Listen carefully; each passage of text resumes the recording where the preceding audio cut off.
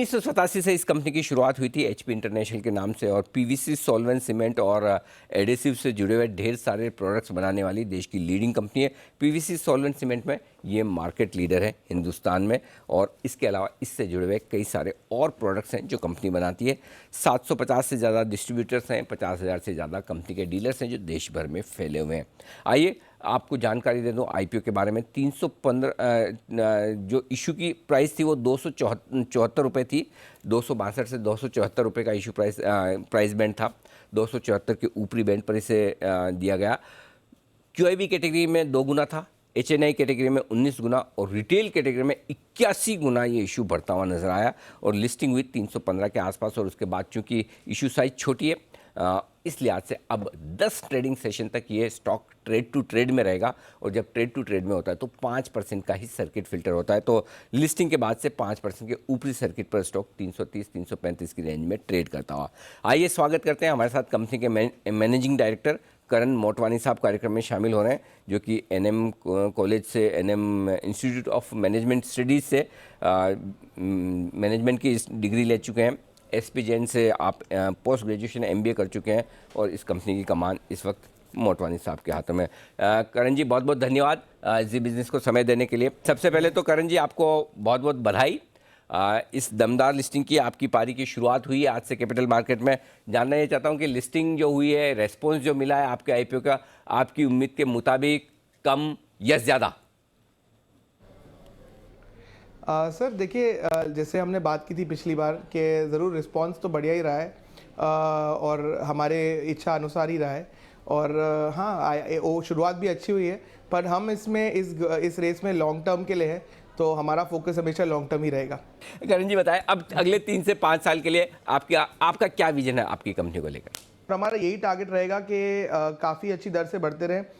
2 to 4 times GDP का हमारा hope है कि एटलीस्ट 2 से 4 गुना जीडीपी का जो नंबर आए, उससे ज़्यादा हमारी ग्रोथ हो। ओके, तो इसके लिए, ग्रोथ के लिए ज़रूरी कि आप एक्सपांशन करें, करेक्ट?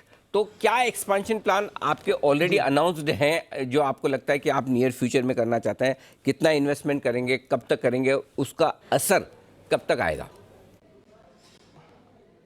देखिए सर, 2 टाइप के एक्सपेंशन है। एक हमारे एग्जिस्टिंग प्रोडक्ट कैटेगरी एक्सपेंशन है, वो भी ऑलरेडी इन प्रोग्रेस है। और दूसरा हमारे नए प्रोडक्ट का एक्सपेंशन है, जिसके लिए हमारे नए प्रोडक्ट के एक्सपेंशन के लिए हमने 6 करोड़ रुपए अलग किए हुए हैं, और ये अब हम आईपीओ के प्रोसीड से लेंगे और उसका इस्तेमाल इमीडिएटली करना शुरू करेंगे। और आई थिंक आप कह सकते हैं कि 2 तिमाही या 3 तिमाही के बीचों बीच हमारा ये एक्सपेंशन आ जाना चाहिए ऑनलाइन।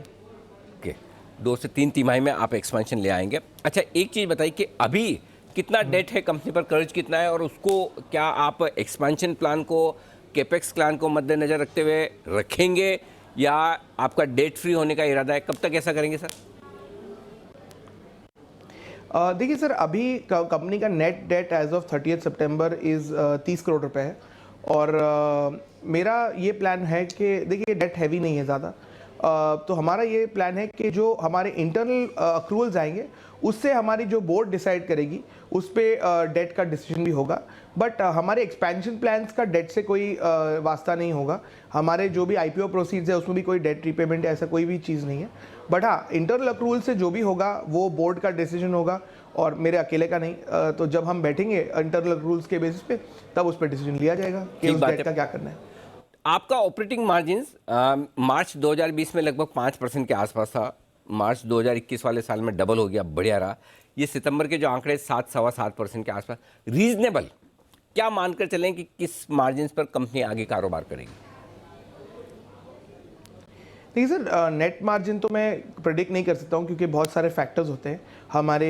हम कितना स्प्रेड करते हैं एडवर्टाइजिंग मार्केटिंग पे, उस सब चीज़ों पे डिपेंड करता है। बट हमारा ग्रॉस मार्जिन हमेशा 33 to 36% की रेंज में रहा है, और हम इंश्योर करेंगे कि आगे जाने वाले कुछ क्वार्टर्स में वो वहीं पर रहे, 33 से 36% के बीचों बीच। ओके, अच्छा एक चीज़ बताइए सर, आप चूंकि एडेसिव्स बनाने का काम करते हैं, आपके लिए रॉ मटेरियल क्या है, और किस प्रोडक्ट के दाम बढ़ने घटने से आपके रॉ मटेरियल की कीमतें कम ज़्यादा होती है? सपोज क्या कोई कच्चे तेल क्रूड के साथ लिंक है, किसके साथ लिंक है, ज़रा बताएं।